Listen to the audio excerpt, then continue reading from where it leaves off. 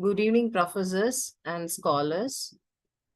Today we have the day six of our virtual FDP on artificial intelligence and language teaching.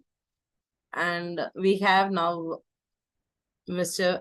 Ritvik Balu, Assistant Professor, Department of English, Rani Birla Girls College, Kolkata.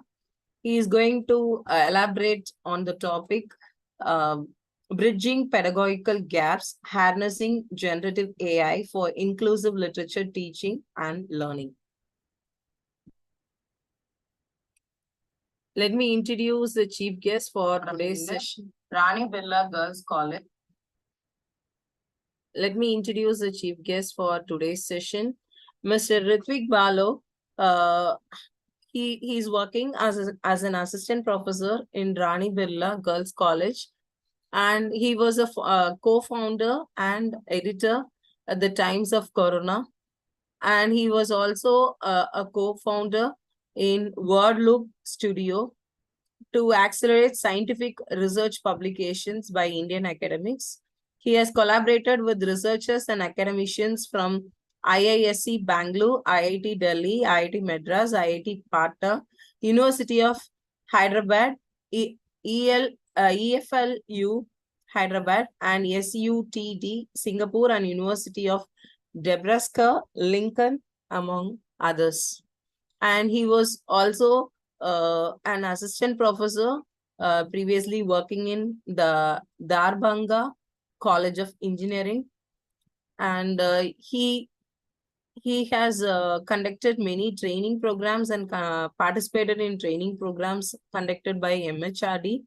And he has also completed many courses based on sustainable development and application development and advanced pedagogy and digital tools. He was awarded the National Junior Research Fellowship by Government of India to conduct doctoral research, and he has many publications added to his credit. He was also interested in journalism, and his interests include rock music, comics, and graphic narratives, artificial intelligence, and hydroponics. He is now amidst us to present today's session. I welcome you, sir.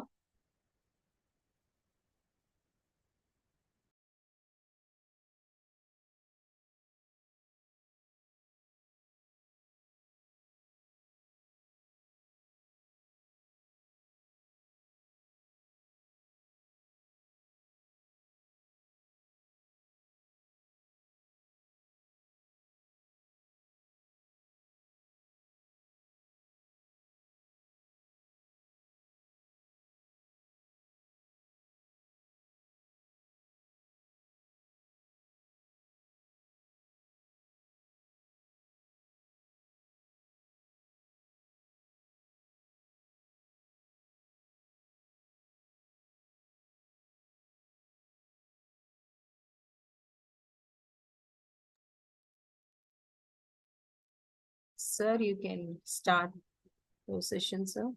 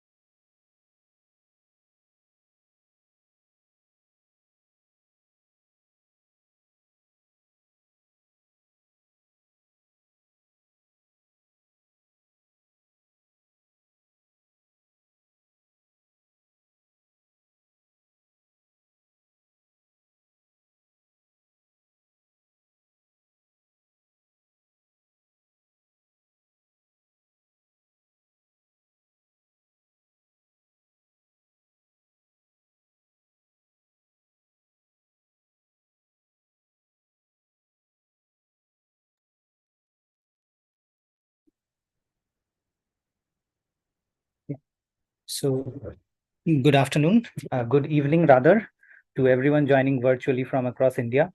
Hopefully, I'm audible to everyone and visible as well. Please let me know if there's an issue with that. For some reason, my audio wasn't very working very properly, but hopefully now it is. Yes, sir. So, yes.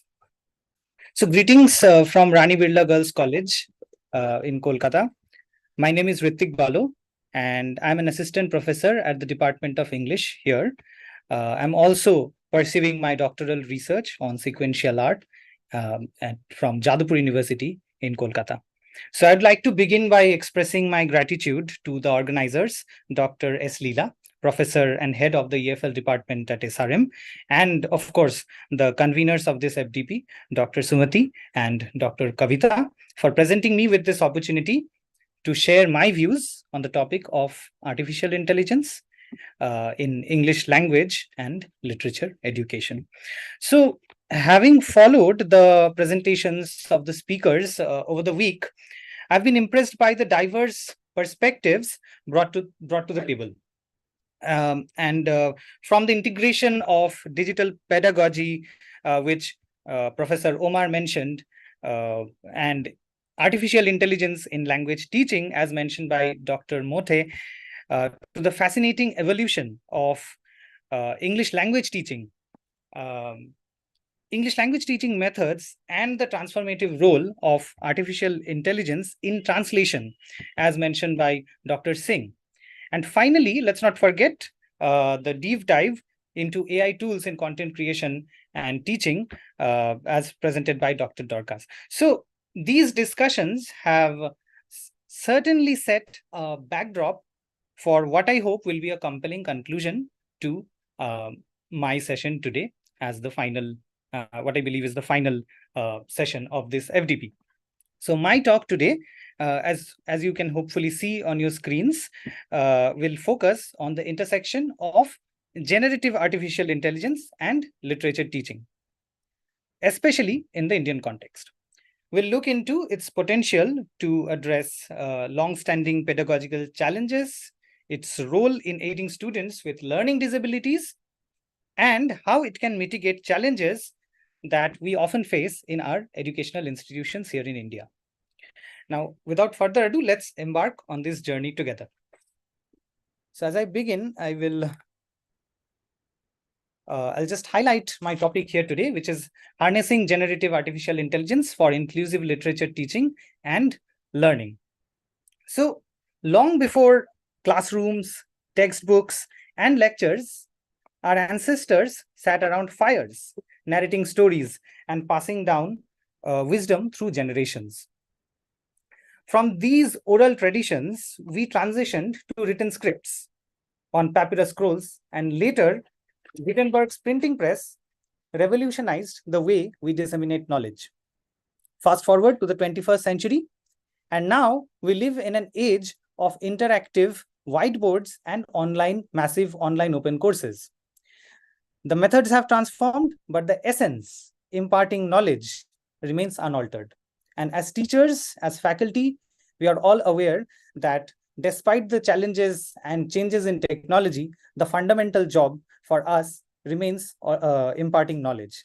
And even with the advent of artificial intelligence, that remains to be the case, even though certain methods, certain new technologies and methods make way for new pedagogical approaches, which is what I'm hoping to cover today in my talk. So one could say that in the blink of an eye, chalkboards had given away to tablets, and paper assignments are often exchanged now via digital clouds.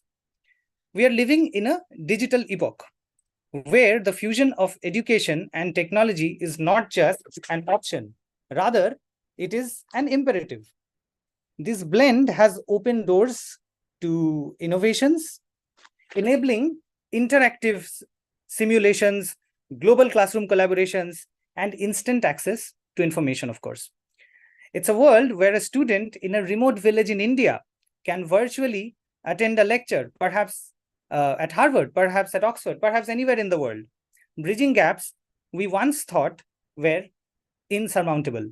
but today they aren't anymore. Now, speaking of these advances, certainly brings me to the broad topic of this FDP, which is artificial intelligence or AI. Whether it is Siri on your phone or recommendations on Netflix that we all receive, AI is subtly woven into our everyday lives. In fact, AI has been around us for quite some time, even if we didn't notice it. I am certain everyone here is familiar with this, but let me ask the audience, are you familiar with what is a CAPTCHA? Can the audience let me know if you're familiar with what a CAPTCHA is? Yes. Okay. So I'm getting responses in the chat box of several faculty members responding that they are indeed familiar, as I would hope, with a CAPTCHA. So one of the inadvertent roles we humans have played in advancing machine learning and machine intelligence is through the completion of CAPTCHAs, even though we didn't realize it at the time, maybe. Those, CAPTCHAs, for those of you who don't know, CAPTCHAs, those often pesky challenges presented to us on websites to determine whether we are humans or robots, right? So these tests, especially those that required users to identify objects within images or transcribe distorted texts, you must have come across this. There will be CAPTCHAs which will tell you to identify the crosswalk or maybe identify cars, or perhaps it is asking you to identify stairs or a zebra crossing, something like that. Now, as we have responded to these CAPTCHAs, as we have responded to these computers which have asked us to identify objects within images or transcribe distorted texts, all humans, we have indirectly contributed to the training of computer vision systems, even perhaps without realizing, inadvertently. As millions of internet users solved CAPTCHAs daily over the last 2 decades or so, they provided vast amounts of labeled data, right? As they say, if you're getting anything for free on the internet, then probably you are the product. So perhaps that has been the case with us. We have been filling CAPTCHAs without realizing that we have been training computer vision for free, effectively, for over 2 decades now. So this data, in turn, helped refine algorithms responsible for image and text recognition, right? And more importantly, this has also enabled machines to better see and understand visual content. In essence, through CAPTCHAs, humans have unknowingly participated in one of the largest collective machine learning training sessions, effectively fortifying the capabilities of computer vision technologies. Now, as some of you might have already guessed, this data is now being used in self-driving cars, right? And not just in self-driving cars, even in drones that autonomously operate. So you see, we humans have been training computer vision models for well over 2 decades now. But let's see where this leads us to. When we merge artificial intelligence with education, the results can be transformative. Let me move on to my next slide. Okay.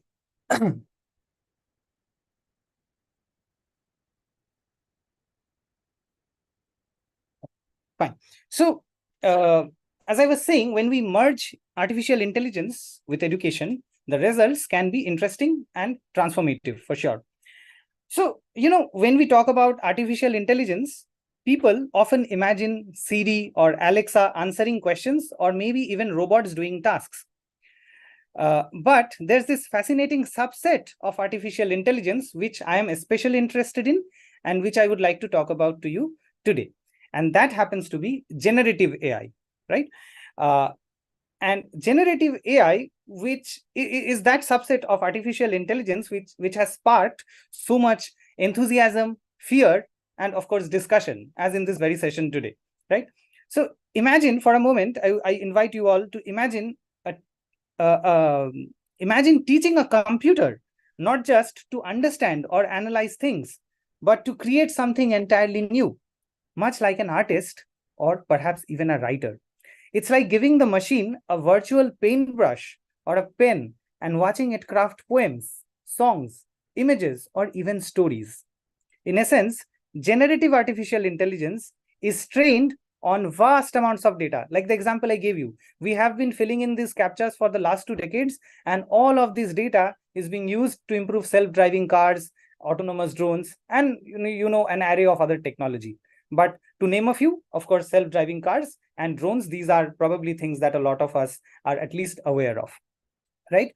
So generative AI essentially is trained on vast amounts of data that we have provided, perhaps unwittingly or unknowingly. And what it does is it learns patterns and then uses this knowledge to generate new, previously unseen content.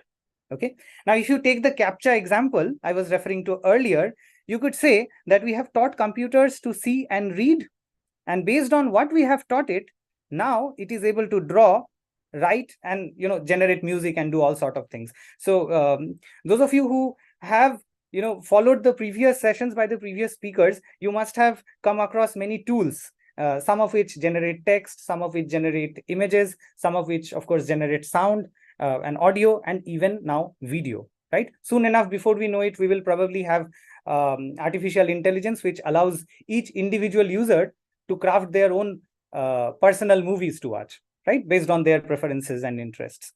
So nonetheless, moving on, you might wonder perhaps that, okay, all of this artificial intelligence has been trained and it has learned quite a lot.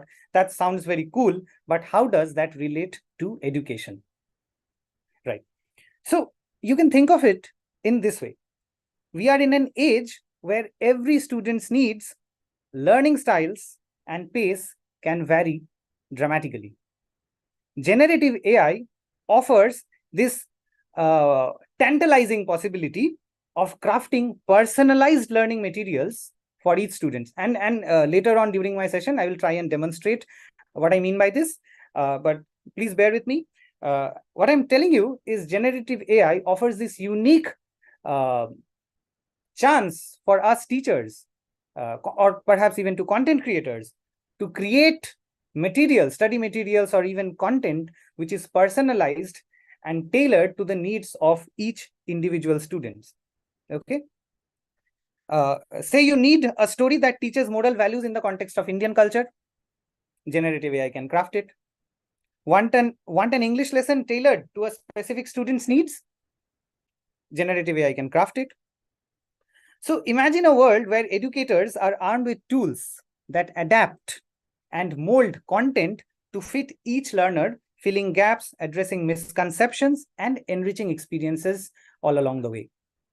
This is the promise that generative AI brings to the table today. And as part of my session today with you, I'm going to try and delve deeper into this promise that artificial intelligence brings.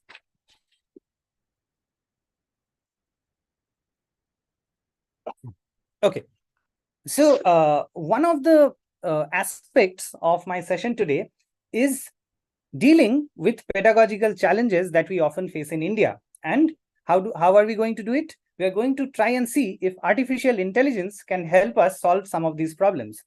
So what are some of the problems that I have in mind? Well, I have quite a few of these challenges displayed in front of you. Hopefully you are able to see on my presentation. So first of these is disproportionate teacher-student ratios in Indian colleges, right? Now, this is hardly a fact that needs further explanation, but just for the sake of mentioning it, I will quickly mention it nonetheless. So in many Indian colleges, we face a challenging reality where one teacher tries to meet the needs of a sea of students, right? As you can see in this image, there are over 100 students, but then the number of teachers is probably just one, right? So the disparity is massive. The disparity in proportionality is truly massive, right? And we are hoping that artificial intelligence will help us figure out some ways in which we can address this issue. So the sheer number can be overwhelming, sheer number of students, right? This often means less individual attention, of course, and it also means that many questions from individual students go unattended and unanswered by us. even if we have every willingness in the world to respond to each of these queries by students, we realistically cannot do it. So we are hoping perhaps artificial intelligence, the technology that brings so much promise, will show us a way to solve this kind of a problem. Now, enter artificial intelligence. Imagine for a moment, and hopefully I'll try and demonstrate some of these points later to you. Imagine an AI teaching assistant, always available, always patient. This isn't about replacing teachers, mind you, right? But complementing them. Personally, I do not believe that, because there is a lot of fear mongering going on in several industries about artificial intelligence replacing programmers and teachers. And however, I for one believe that artificial intelligence is a technology which will complement teachers, right? Which will perhaps make the job of the teacher easier, right? Not replace them completely, of course. So an AI teaching assistant can offer immediate feedback on assignments, address common queries, and even conduct complementary lessons for those who need them, right? Allowing teachers to focus on fostering deeper understanding and addressing more complex issues. It's like having an academic sidekick for each student, leveling the playing field for them, right? So you can imagine this as a way of addressing the inequality that exists in the amount of social capital, cultural capital, and economic capital that individual students have, right? Let's move on to the second challenge, and we'll see how artificial intelligence can help us solve it. The second challenge is lack of personalized training paths. Okay, of course, this is related to the first, but every educator, as educators, we know that no two students are the same. Yet, traditional classrooms often employ a one-size-fits-all approach, right? And this is, we cannot, of course, blame this on the teachers. The system is such. I pointed out the disparity in, the teacher-student ratio, right? Some students, of course, grasp concepts quickly, while others need a bit more time. Generative AI can customize learning paths, and this is something I will demonstrate soon. Imagine the scenario for, say, a student named Rohan, who loves space exploration, and he learns English through stories of galaxies and planets. While Meera, a dance enthusiast, learns the same through tales of classical dances, right? By tailoring content to each student's interest, we will be making learning more engaging and effective. So I'll take a moment here and try and demonstrate to you what I mean. However, please be mindful that this will be specifically in the context of English literature. But I do believe this principle will be applicable to other, humanities and other disciplines as well. So for a moment, I will stop sharing my screen and just give me a moment while I can.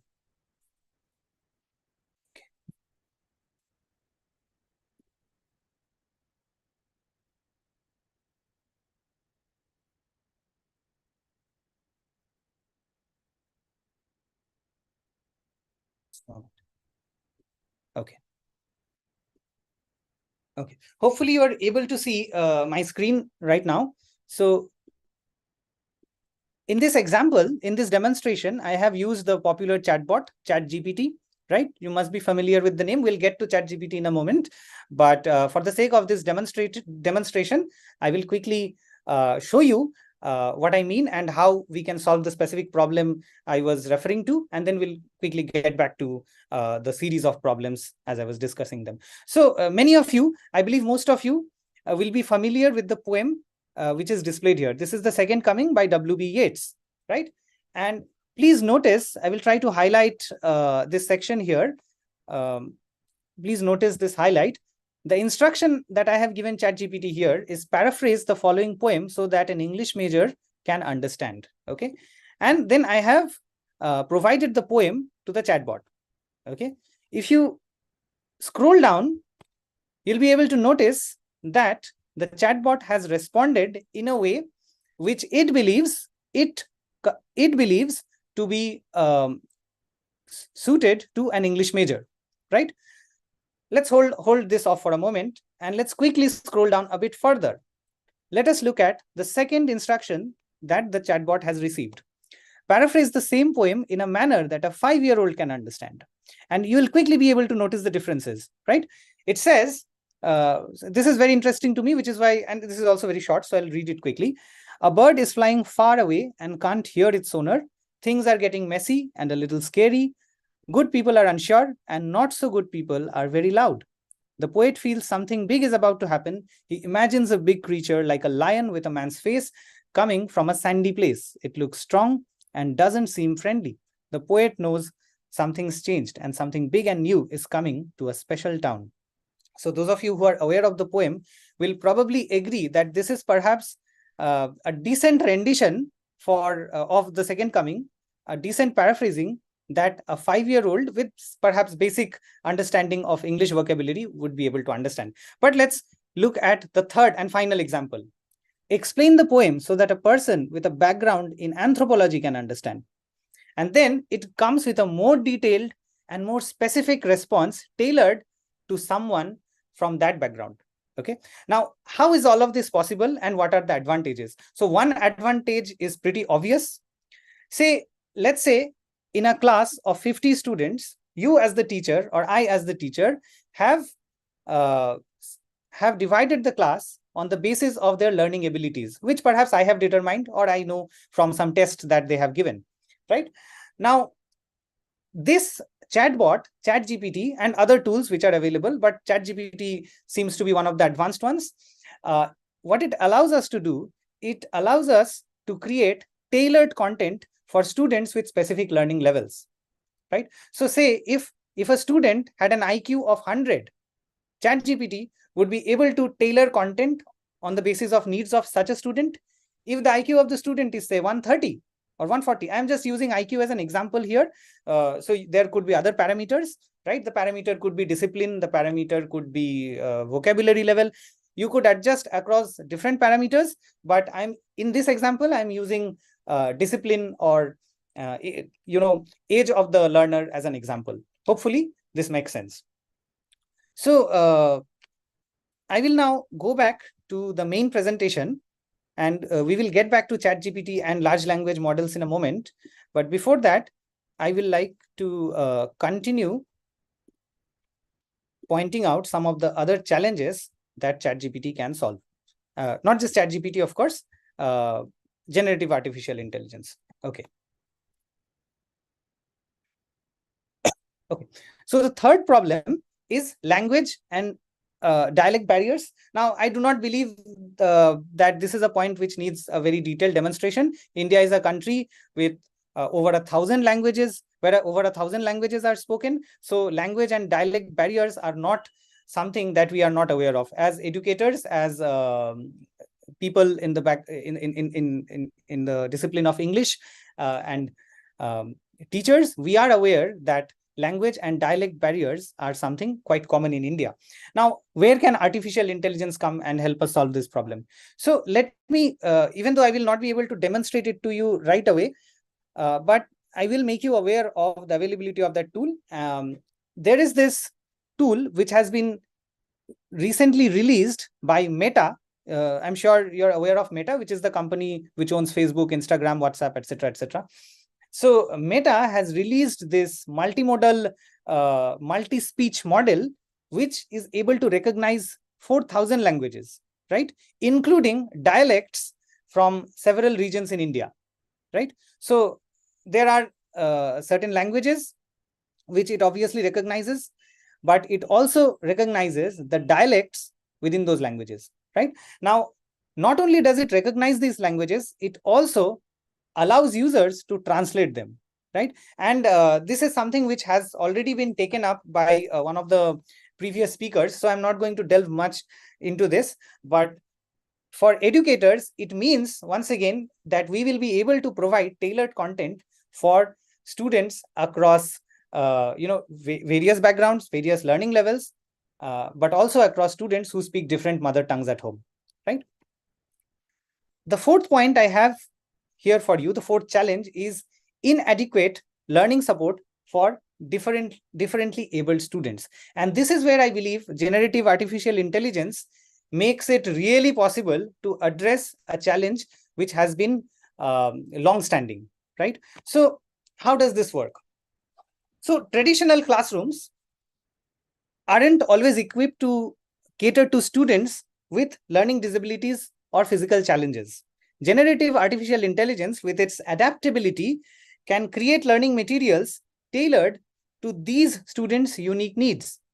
From text to speech solutions, which I was referring to just a moment ago, for visually impaired students, to interactive tactile learning modules for those with hearing challenges, right? Artificial intelligence has the potential to be a game changer in inclusive education. Okay, I will quickly give you some examples. Unfortunately, I cannot demonstrate all of them due to different restraints. For example, some applications are behind paywalls, so I can't really demonstrate those. So for example, there is this application called Be My Eyes. Okay, so Be My Eyes basically uses ChatGPT, but it does not just use ChatGPT to create text, as in the example that I have already shown you. Be My Eyes uses ChatGPT to see. How does it see? If you remember at the beginning of this session, I told you about how we have all trained CAPTCHAs and how that training data is being used in self-driving cars and other technologies.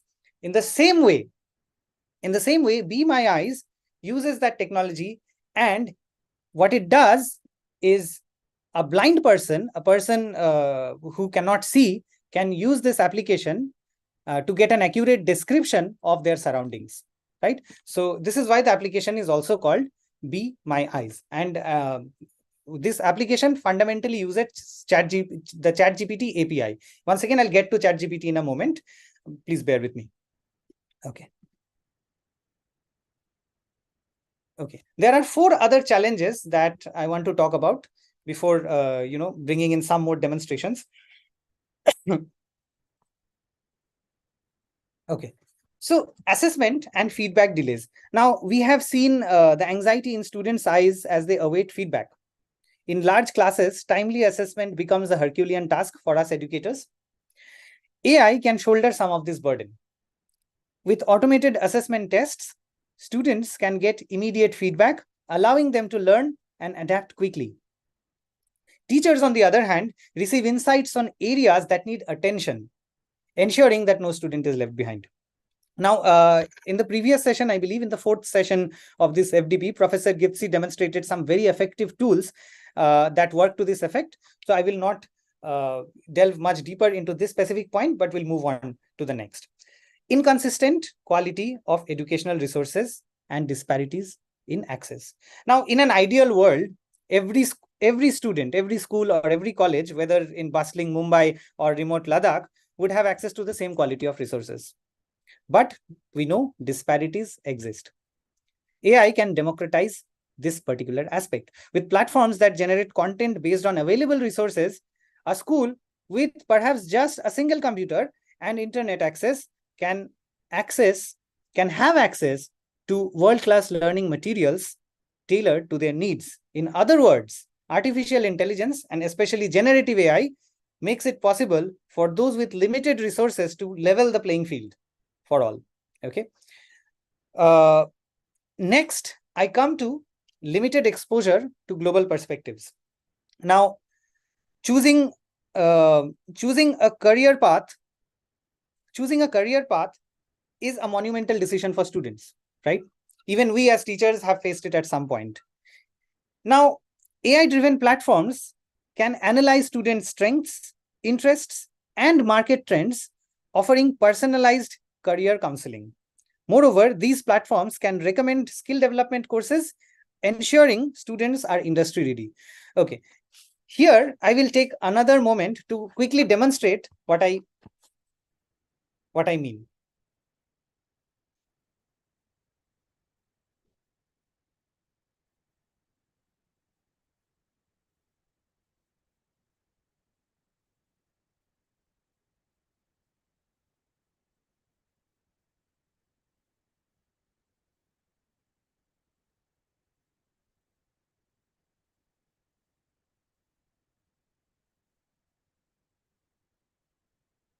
Okay.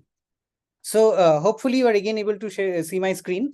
So here you can see the title of this page is English BA Career Options.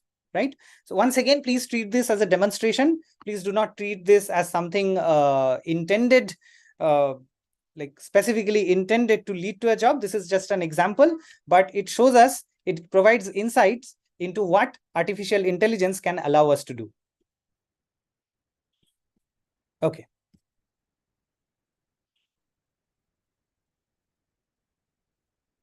So let's imagine that a student has completed their Bachelor of Arts degree in English, right? And this student is now wondering what their career options are.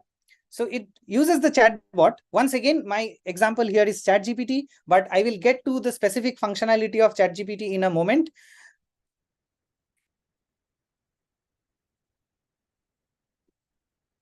Okay, is my screen visible now?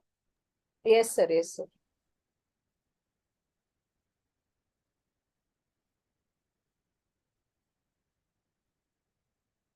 Okay, thank you.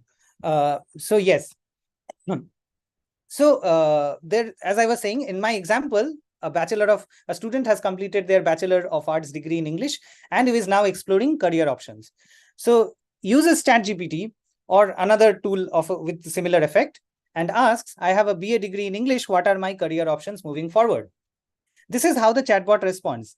It says, I'm obviously not going to read this in its entirety, but I will broadly speak about some options that it provides. And since many of the faculty members present here may be from a similar background, I expect you will be able to recognize that many of the options that it provides are actually not very far removed from reality, right? So it says, BA in English provides you with a wide range of skills that are applicable to many different career paths. Here's a list of potential careers for English majors along with a brief description. So it then goes on to say writing, publishing, education, etc., etc., etc., etc. But now I'm not convinced. At this stage, I'm not convinced. But I am interested in publishing, right? So what is my next question? I asked the chatbot, how can I pursue a career in publishing?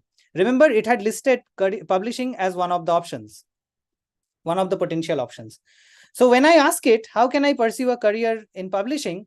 It goes on to say, pursuing a career in publishing is an exciting venture that allows you to be at the forefront of literary and intellectual content. And then it goes on to tell me what I need to know in order to pursue a career in this industry. But then again, once again, I am not convinced. I'm not done yet. So I go and I ask it, where can I find work as a freelancer in this field? Because going back, you'll notice that one of the things it has listed is gain experience, and under gain experience, it has told me to pursue internships, to look for freelancing jobs, and to look for entry-level positions. Okay. So my next question was, where can I find work as a freelancer in this field? And sure enough, it gives some very convincing replies. It leads me to Upwork, to Freelancer, to Fiverr, also leads me to popular platforms such as Scribendi and proofreadingservices.com. So the point of this demonstration is to show that the artificial intelligence, and especially generative AI and large language models such as ChatGPT, are not just limited to spinning essays. I have seen tons of examples and tons of memes where a student has entered, write me an essay on blah and blah topic, and then ChatGPT replies, as an AI language model, I can only do blah and blah, right? But believe you me, that isn't the correct way of using ChatGPT, right? There are much better ways of using generative artificial intelligence, and I believe this is a very useful use case for using chatbots, such as large language models, such as ChatGPT, in order to find a career path. Okay, now moving on, I will get back to the next slide.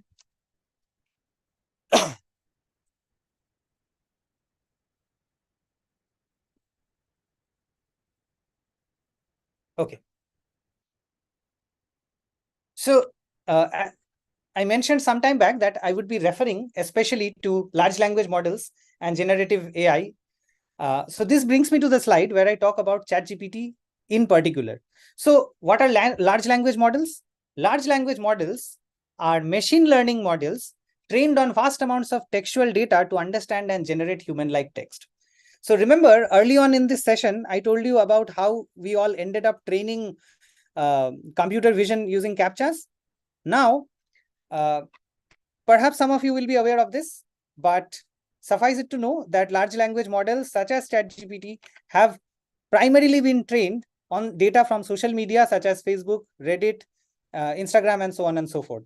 Right. So a lot of the data, like you probably have heard that ChatGPT has used, copyrighted content to train. Sure, it has, but it has also used a lot of data which is freely available on social media. So whatever we have written on Facebook, Instagram, Reddit, other social media platforms over the last 2 decades or so has been used by companies like OpenAI to train their large language models, right? So this is why large language models are called machine learning models, which are trained on vast amounts of textual data to understand and generate human-like text. So by analyzing patterns in data, large language models can contemplate, they actually, I read it wrong, but they actually can contemplate. Some scientists have argued large language models can complete sentences, answer questions, generate content, and more. LLMs can be fine-tuned for specific tasks or domains, enhancing their accuracy and relevance. Now, this fine-tuning is something whose use cases we will be able to see in the near future. Right now, we have general models such as ChatGPT, but soon enough, we will have models which specifically cater to, say, literature students, or specifically cater to, say, medical science students, or specifically cater to computer science or students from a different disciplines. So in other words, these models will use ChatGPT, they will use the reasoning of ChatGPT and train it with data specific to literature. So you can, hypothetically, we could imagine a large language model, or say a specific language model which is trained on the complete works of Shakespeare. And if we did that, in theory, that chatbot would be able to respond to every query, any query from the complete works of Shakespeare. Now, these large language models can engage in real-time conversation, right? Making them suitable for applications like chatbots, and examples of which we have already seen, ChatGPT, content generations, and of course, academic research as well. Now, there are tons of applications which are now using the ChatGPT API to perform other tasks. I have come across applications which are tailored for research, but at their core, they are using ChatGPT and then training it on specific data of that researcher from their specific research field. And this is, as you would expect, this is really speeding up research. What was previously done in, say, a year can now be done in a matter of months.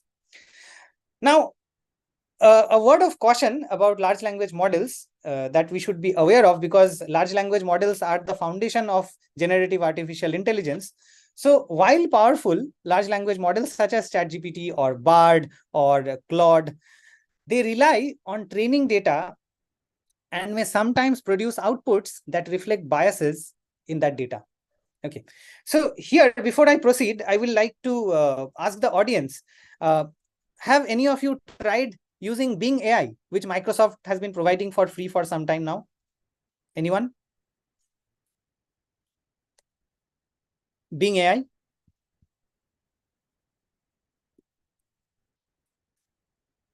Okay, so I can see some positive responses and some negative responses. So I'll quickly tell you what I wanted to. So Bing AI is a product by Microsoft, and it is basically a chatbot which is available for free. If you look at ChatGPT, it has free and paid tiers, but Bing, Microsoft has made Bing available to all users for free. Now, when Bing first came out, yes, so when Bing AI first came out, many users made the observation that the chatbot responds to users as if it were a teenager, right?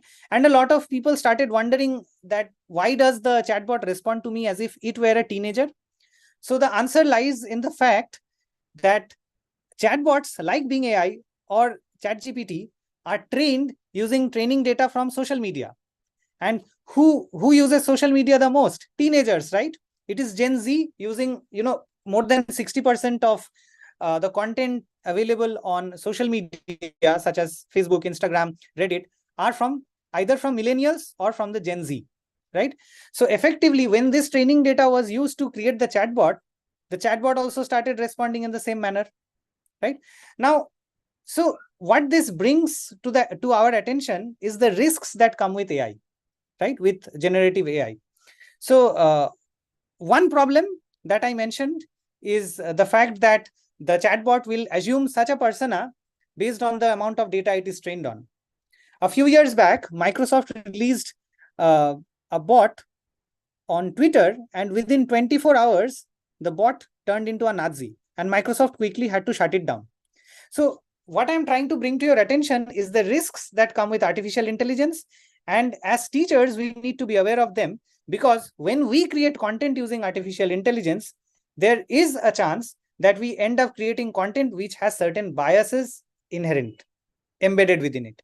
So we need to make sure that we double check these data and we make sure that those biases are removed. Okay. So moving on, I would like to mention some other forms of generative AI. So some of you may be aware of image generators such as Midjourney, Stable Diffusion.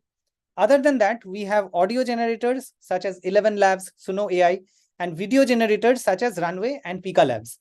Now, many of these applications are in very early stages. For example, if you tried to create a movie with with Runway ML right now, you wouldn't be. It would probably return a 4-second video or something like this. However, in a few years, it might be able to produce an entire movie. In comparison, if you look at image generators such as Midjourney and Stable Diffusion, you will notice that these are far more advanced. Just 1 year back, when these bots were released to the public, they weren't able to draw hands. If any of you noticed these, the images that were AI generated, you would have noticed that the hands were not properly drawn. In some cases, the eyes were weird. But right now, many of these problems have been solved. And they have solved this by training it with more data, higher quality data. So initially, it was not trained with enough pictures of hands. When they trained Midjourney and Stable Diffusion with more and more pictures of human hands, it eventually got better. So next, I'm going to show you some practical applications of these. Yes, some practical applications of these artificial intelligence tools on a platform which caters especially to English and cultural studies students, right? And this platform is the Ellipsis platform, right? This is part of a research project, and it is still in very early stages. But Ellipsis is a platform which uses all of these tools, whether it is text generators such as ChatGPT, or audio generators such as ElevenLabs, or even image generators such as Midjourney and Stable Diffusion, to make literature and language learning more accessible to English students, right? I will show you a very short demonstration.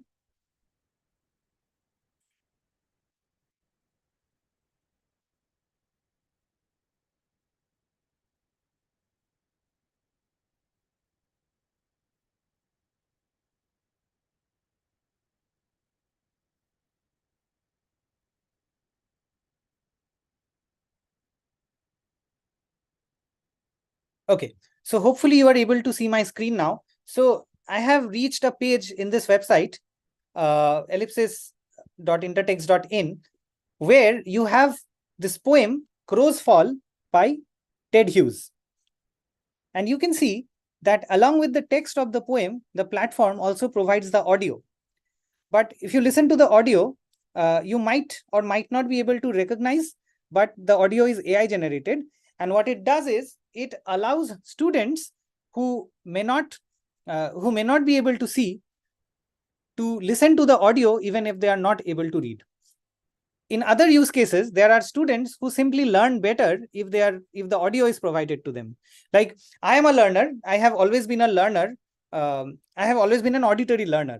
I have always preferred listening to reading because of dyslexia, right? So learning disability is something that I am particularly interested in. And in my humble opinion, generative AI allows us to solve or allows us to address problems like dyslexia by allowing us to curate and create content which are specific to students' needs. Okay.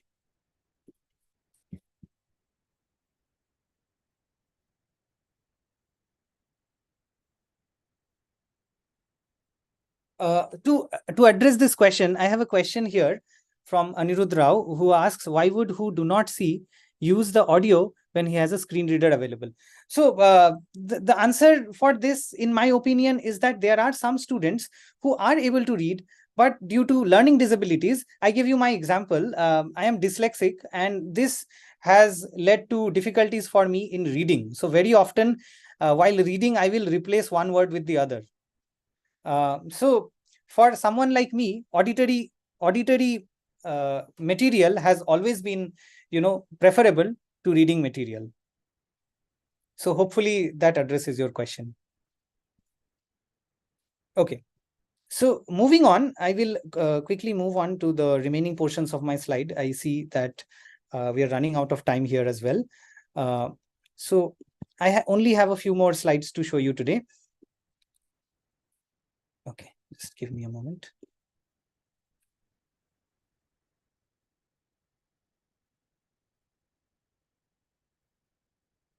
Okay. So what I have tried to do so far is demonstrate some applications of generative AI.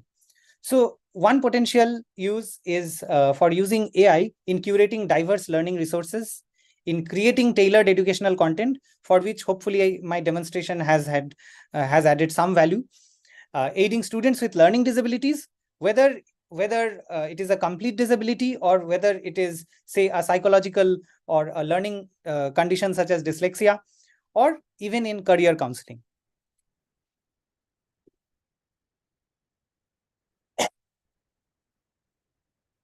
Okay, so what is the way forward with AI? So if we look at the current state of artificial intelligence technology, it seems likely to me that soon we will have very fine-tuned models which are specifically designed, for example, for literature teaching or for another subject, and which a student can use to learn that specific subject. So the example I had given previously, the complete works of Shakespeare, if we were to build, in theory, it could be done today. If we were to build a fine-tuned model which is trained on the complete works of Shakespeare, and that were made available to a student or a teacher, we would see benefits in both ways. The teacher could easily make lesson plans. The teacher could usually craft essays which suit the learning needs of specific students. At the same time, the student would also benefit from the large language model which has been built using training data from the complete works of Shakespeare, and speed up their learning process. And the model would also adapt to their learning needs, because the model would automatically understand, based on the chat that the student enters with it, the model would understand the learning level of the student.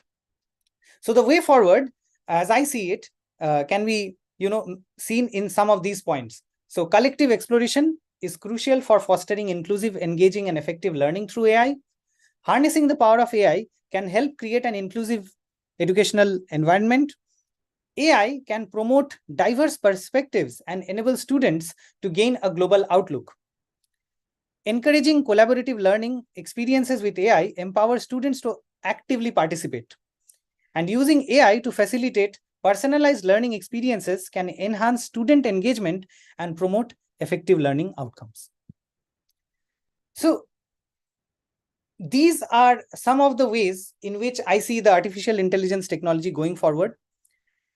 In conclusion, I would like to emphasize that there are potential risks of losing authenticity, perpetuating biases, as in the example that I told you about, where Microsoft released a chatbot and within 24 hours, it had turned into a Nazi, right? And essentially compromising, teaching, storytelling, and frameworks that already exist. The intersection of human creativity and AI capabilities represent a significant crossroads where we have found ourselves at today. And AI also brings the potential in bridging pedagogical gaps. And it's crucial for us teachers, technologists, students, and all other stakeholders in the education sector to guide the use of AI in education from here on. So, in my opinion, the true essence of harnessing AI's potential in education lies in the synergy between educationists and technologists. While technologists can craft sophisticated algorithms, it is us, educators, who bring pedagogical insights, ensuring that AI tools are designed with the learner at the core. This collaborative spirit can lead to tools that are not only advanced, but also empathetic, unlike the example of the Nazi bot, capturing the nuances of the human learning experience. By bridging the gap between these two worlds, we can ensure that the tech we develop truly resonates with and benefits the students. So that happens to be my 2 cents on the topic of artificial intelligence in the context of literature and language teaching. Thank you all for listening to me. Hopefully, I was able to add some value to your time. I want to take this moment to inform you before I conclude that all the images that you have seen in this presentation of mine are generated using AI. If you have any questions, I would like to address them now. I'd be happy to address them.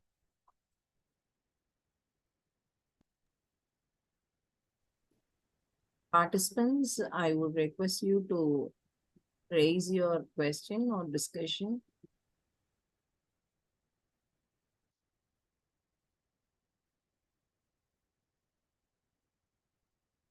Participants Hello, are sir. allowed to unmute and then. Yes, sir. Hello, sir. Hello, sir. Good evening. Am I audible, sir? Hello. Yes, ma'am, you are. Thank you. Yes, Thank you ma'am, very you much. are. Sir, Please feel free to yes, ask questions if you yes, have sir. any. I have the. I'd be This happy is to answer. Dr. Lakshmi Prasanna. I have the question. When we are teaching this artificial intelligence to the students, and we are talking only about language and literature. Suppose when I'm taking the class for BTech students, that for them communication skills are there. In that, how can we go for non-verbal communication? Because there we have eye contact, facial expressions like that. Can we generate such type of data or information for the students in the class?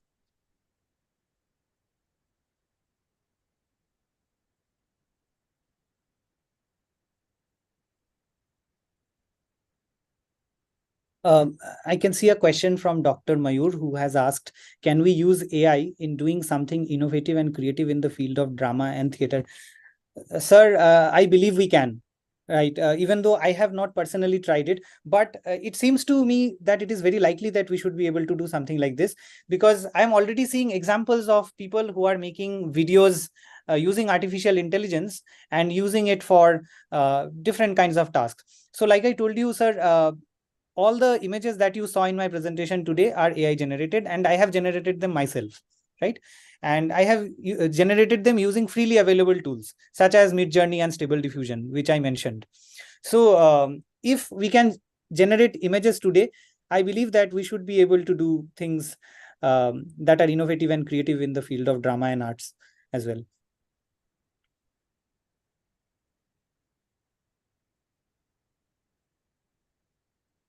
Anirudh Rao has asked, are you proficient with screen reading software? I have actually tried some screen reading software, such as Readsy. I had tried Readsy a few years back, but I have not recently used it. Readsy was very useful to me. And if you ask about my disability, which stems from dyslexia, I have this tendency of exchanging words for what they actually are. So if I read a word in the book, in my mind I will convert it to some other word. So that is something I do very often. And Readsy did help me a lot. But again, I happen to be someone who's an auditory learner. And if there is an option for me to listen to an audiobook as opposed to actually reading through some other method, I would prefer audio. But that may not be the case with everyone. I am not aware of NVDA actually. It would be very nice if you would let me know more about it, but I am actually not familiar with NVDA. Participants can unmute and then ask your doubts. Thank you all very much. Sir, am I audible? Very kind of you. to be supportive, and I hope I have been able to add some value to your time today. Sir, am I audible?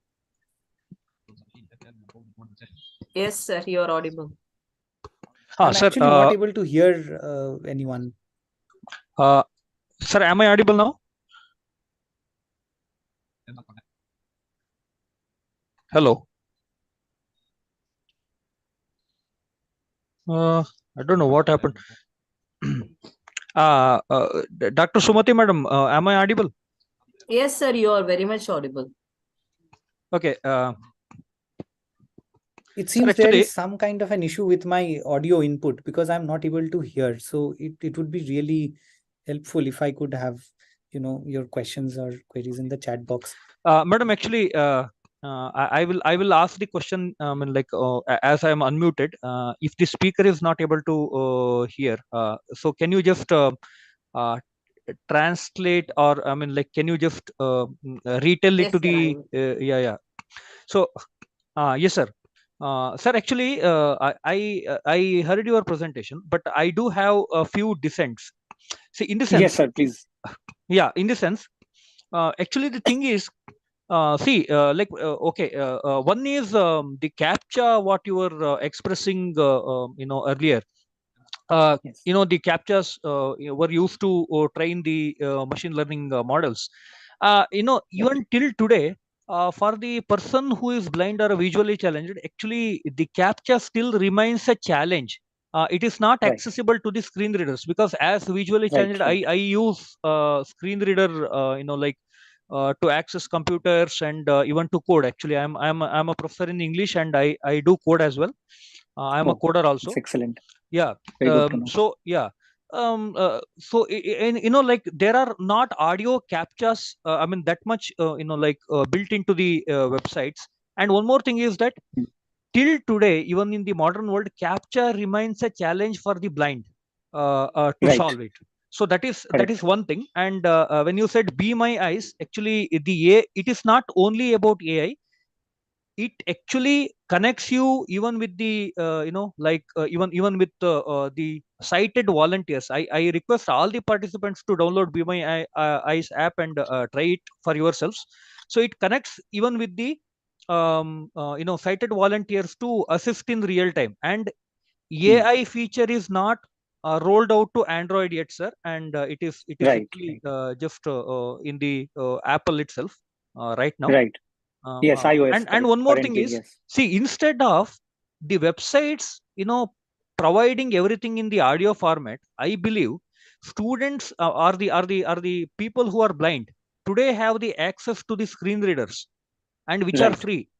See, Right. instead of providing the audio content in the websites, there is a much need for the proper OCR, optical character recognition of the text. Absolutely, I And, agree with you, sir. OCR, and the proper editing and proofreading of the text, and they are to be presented to us in the textual format in the websites, because most of the data what comes to us is in the Hmm. form of images. So this is what I wanted to just add to your presentation, sir. So Thank you very much for adding this, sir. I do recognize one point that you mentioned, the need for better OCR. I couldn't agree more with you. Because Indian texts are not at all available to the internet users, especially. Yes, yes.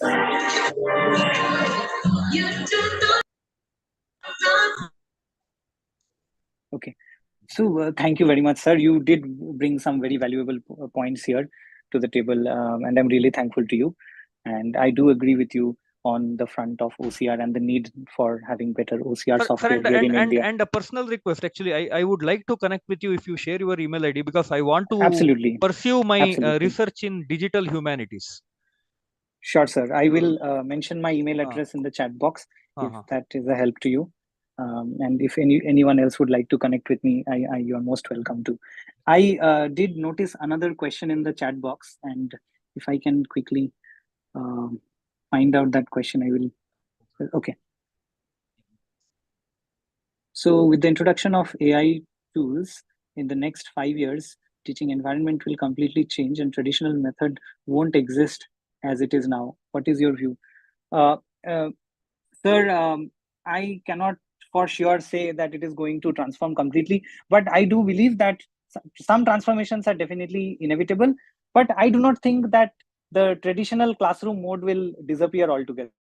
I believe we will have more technology in our classroom. We will be using artificial intelligence in our classrooms for sure. But do I see the classroom vanishing? Not at all. I believe the classroom will exist for years to come.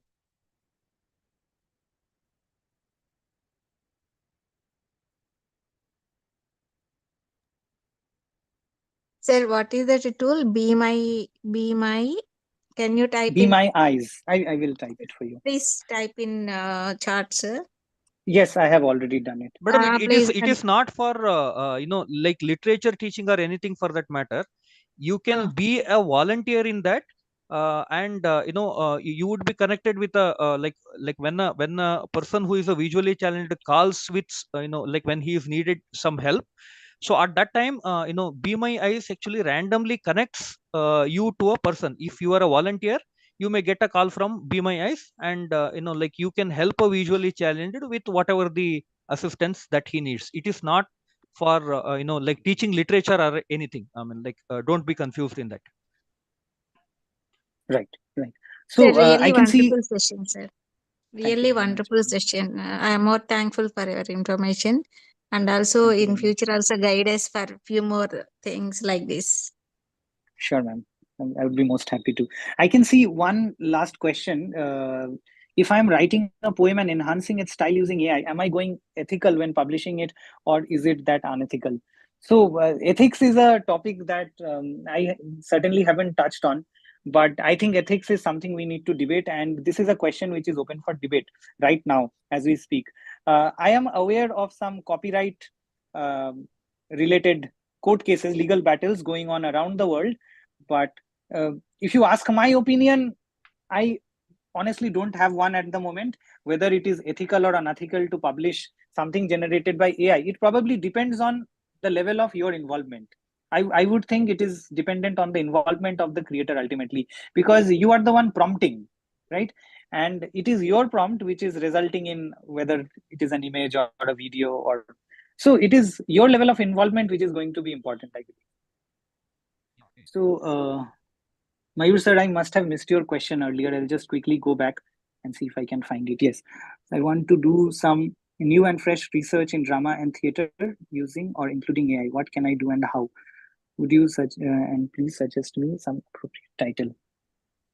Okay, sir, just so I understand your question better, are you looking for some AI tools which can help you in this?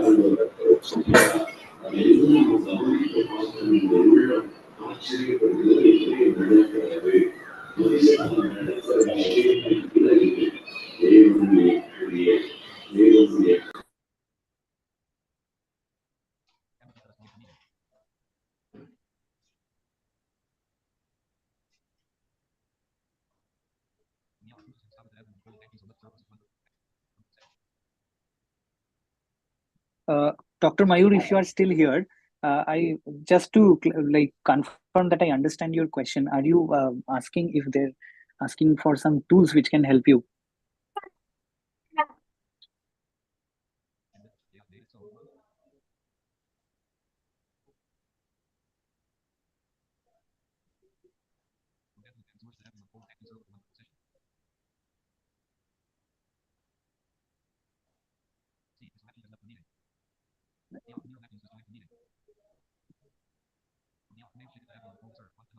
Sir, when it comes to research, AI does bring a lot of possibilities. I will give you an example from my area of research, and hopefully that will make sense to you.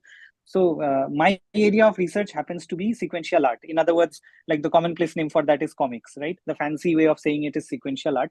But in my area of research, and I'm researching Indian comics. So, what has happened is there is very little quantitative data, and the quantitative data about Indian comics is very scattered. Right. There are say for example, I have 100 secondary sources in my research, and out of those 100 secondary sources, only 20 of them have some semblance of quantitative data. And for reasons of my research, I need to accumulate all the data. I need to bring that data together. what AI allows us to do is it allows us to, collate all of that data very quickly. If I were to do that in person, if I were to like go through each individual paper out of the 100 and, filter the quantitative data out of it, it would probably take me an entire year just to do that.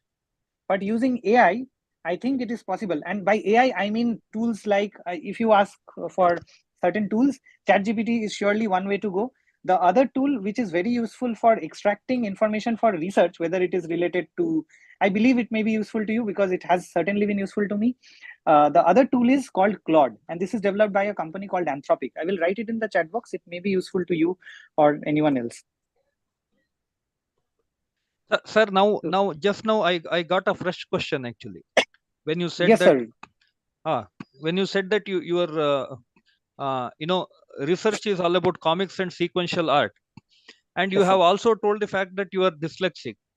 Yes. The gap here is that it's very difficult to get the graphic novels and comics as audio formats, and when it comes to True. Indian literature for that matter, it becomes even more difficult.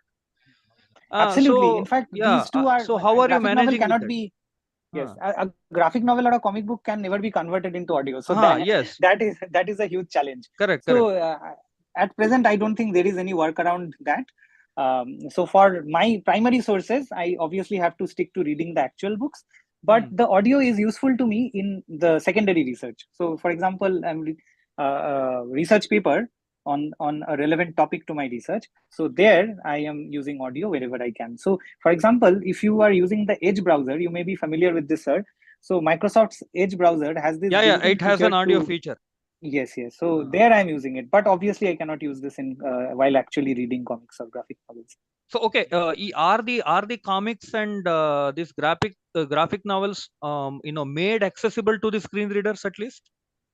Sir, I couldn't follow your question. If you could please Sir, come again. are the comics and the graphic novels made accessible to the screen readers at least? Oh, probably not, sir. Not to my knowledge. This is something I will look back after. This is a question you also have instilled in my mind. So I will, after the end of the session, I will probably look into it as well.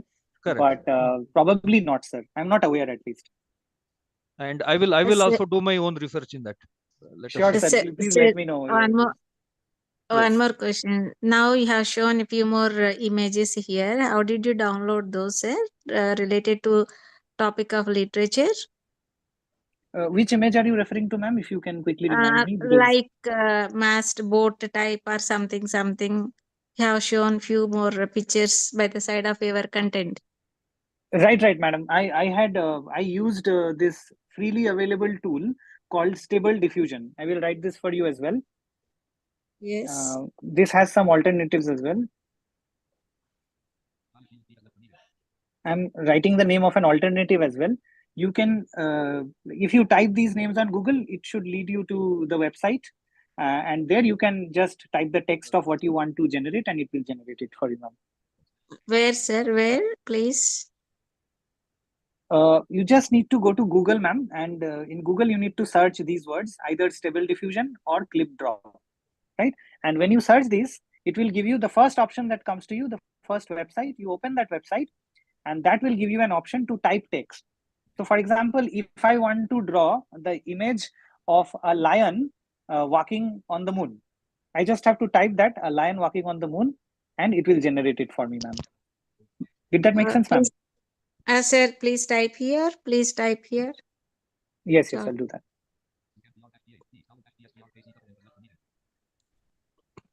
And because of this text, image generators itself, I am very successful in showing the images. I mean, even though I am blind, I am very successful in teaching my students with the images. Yes, sir. That has also been very effective in my classrooms even as though well. I am blind, I do classes with the help of images through AI. I Right, conduct sir. classes. I have also been using them and the results have really been very promising. Sir, I didn't get your information, your chart here. Ma'am, please check. I have written Clip Drop and Stable Diffusion. In chart, I didn't see, sir. Ma'am, I'm writing it once again. Please check now. I have just written it once again. Clip Drop and Stable Diffusion. These are two different tools. and both are freely available. And you just need to search them on Google, and they will lead you to their respective websites. Okay, for some reason, ma'am, my message is not going to. You just let me. Yes, sir. Not coming to channel. Some specific, like, Is it visible now, ma'am? Is it visible now? I have just sent it again. click, yes, sir. Now I got it. Click drop and Okay. stable definition. And Now some of you were asking for my email address. I'm typing that here as well. I have typed in my email address as well. I will be happy to connect with you. Please feel free to email me if you need. Thank you all very much. Unless you have any questions, can we, sir, do you have another question?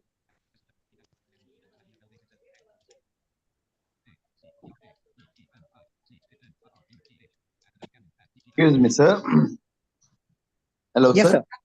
Yes, sir. Is there Please. any particular AI tool to assess language skills with reference to writing skills, especially? If you Yes, sir. if you want to do research in writing skills, is there any particular AI tool to assess students' writing skills or speaking skills? To assess students' writing skills. Yeah, for suppose I want to take up a project on AI. That there I want to assess the speaking skills and writing skills of the students. I'm aware of tools such as Duolingo. Duolingo is a tool that allows students to learn languages such as English, French, other languages as well. But sir, I am not sure it meets the specific need that you are asking for here. So I'm afraid I do not know any specific tool at the moment. But since you have asked me this, I will look for it. And if you connect with me later, I will try to let you know if I do find one. Sure, sir. Sure. Thank you. Thank you very much, sir. Ritvik sir, I Sir, have shared my email ID as well. Yes, sir, I received your email ID. Thank you very much. Yeah, do leave me an email so that, I mean, I cannot follow the messages here because there are continuous messages and it becomes difficult for me. Right. I understand, sir. I've got your email address. I'll surely connect with you later. sir, there is a question here someone has posted, and is there any other AI tool for English literature? People, any other tool for us, for especially for English and literature, English language and literature? Someone posted, but it's very interesting. Okay, ma'am. So to answer that question, ma'am, currently, to my knowledge, there aren't any, but I am aware of some initiatives which are being taken to develop such tools. So I mentioned the Ellipsis website, Ellipsis platform. So Ellipsis, I will also write down the link for that website, so some of you can check that out, because they are trying to develop such a tool, the kind of tool that you are referring to. So Ellipsis is this project by Intertext Research, which is a not-for-profit group, and it is a research group, and they are trying to develop a chatbot which is specifically trained on data like complete works of Shakespeare, basically literary works whose copyright has expired. So any literary work, say for example, Project Gutenberg, it is trying to develop an AI based on Project Gutenberg. So students, say from literature background, can use it and they can learn better. But at the moment, I don't think it is available to the public. It is in the process of development, to my knowledge. So maybe sometime next year we will have it.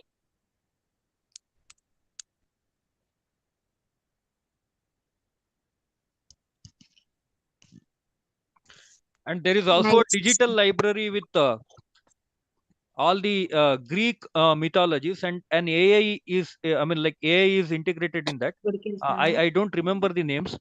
And one more thing is, like as English teachers, I guess, instead of asking whether there are AI tools readily available for us, what I believe is, we are tech savvy, and if they are not available for us, let us develop them. Yes, absolutely, sir. So that is what I was referring to, one project where they are trying to actually develop such a tool. And I am myself involved in that project. So I'm hoping we might see such a tool. I would like to collaborate, sir. Absolutely, sir. So I have your email address, and hopefully we'll connect after this. Yes. So unless there are any other questions, I would like to now hand over the baton to Professor Sumathi. Thank you so much, sir, for this wonderful presentation on Bridging Pedagogical Gaps, Harnessing Generative AI for Inclusive Literature, Teaching and Learning. And I would like to thank participants for the discussions which are unknown, and we are able to gather a lot of tools which are helpful for visually challenged as well as people having reading problems. Thank you so much, sir. And I would like to propose a vote of thanks and wind up this session today. Good evening, professors and scholars. On behalf of SRM Institute of Science and Technology, College of Science and Humanities, Department of English and Other Foreign Languages, I would like to extend our heartfelt gratitude to our head of the institution, Dean Dr. Venkat Ramanan, VP Academics, Dr. Saravanan, and VP Admin, Dr. J. Dilipan, and our beloved head of the department, Professor Dr. S. Leela, for their continuous motivation and support in conducting this week-long virtual faculty development program on artificial intelligence and language teaching. It has been an enlightening and enriching experience for all of us. I also would like to thank all the chief guests and the guests of the resource persons who shared their expertise and knowledge in contributing significantly to our understanding of this rapidly evolving field. And the sessions were of great interest and the need of the hour. We would also like to express our sincere appreciation and gratitude to our participants who enthusiastically participated in making this program a grand success. Your valuable suggestions and motivation drives us to conduct the program in an organized manner. This program has been a platform for networking and collaboration and allowing us to exchange ideas and experiences with colleagues from various institutions. And I believe that it has undoubtedly fostered a sense of community and a spirit of cooperation. I believe this virtual faculty development program has been a valuable learning opportunity for all of us, and we are leaving with a wealth of knowledge and a renewed enthusiasm for integrating AI into language teaching today. We are grateful for the effort put in by everyone involved in conducting and participating this program. Hope to connect with all professors and scholars and resource persons in the upcoming programs too. Thank you.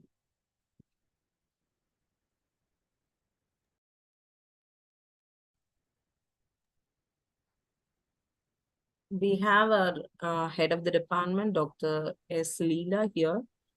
Ma'am, I would like you to express your opinion about this program.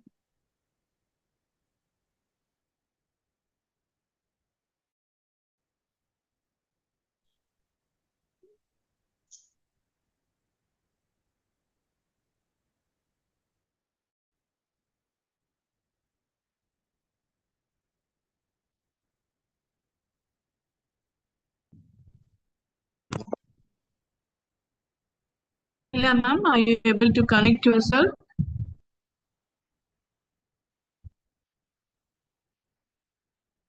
Sumati ma'am, shall I continue? Yes, ma'am. Yes, ma'am.